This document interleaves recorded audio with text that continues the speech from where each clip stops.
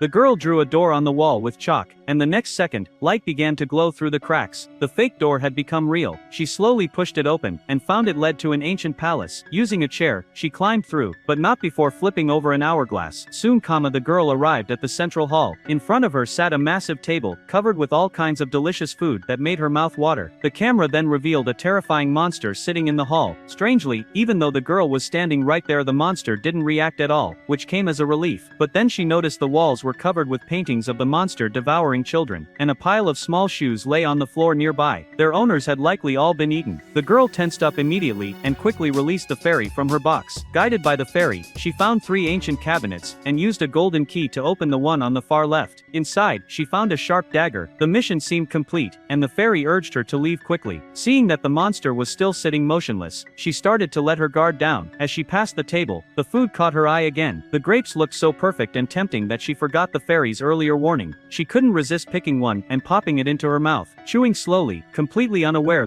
the monster placed its eyeballs into its palms and raised its hands. The next second, it saw the girl eating its food, and lunged at her in a rage. The girl was still clueless, and when the fairy tried to stop the monster, it was grabbed and swallowed whole. The girl finally turned around, and the sight made her blood run cold. But because of that brief delay, time had run out on the hourglass. She watched helplessly as the exit closed right in front of her, and no matter how hard she pushed, the door wouldn't budge. In desperation, she pulled out her chalk to draw another door, but it suddenly snapped in half. The next second, the monster was right behind her. With no way out, she climbed onto nearby furniture, and quickly drew a small door above her head. Luckily, the chalk worked this time. She shoved the door open, and grabbed onto the edge of the ceiling with all her strength. Just 1 second before the monster could grab her, she barely managed to escape back into the room.